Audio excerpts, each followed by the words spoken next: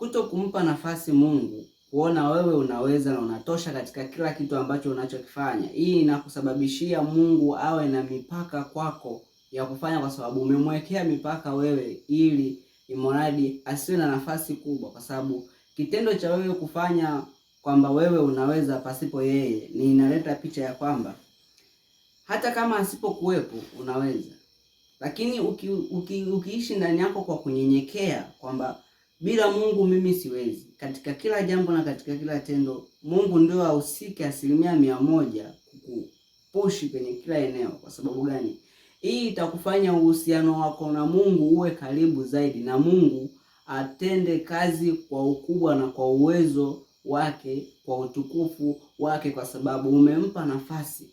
Mungu anawapa nafasi wale wanaonyenyekea chini. Ndio maana anasema mtu mwenye kiburi ataanguka, bali mnyenyekevu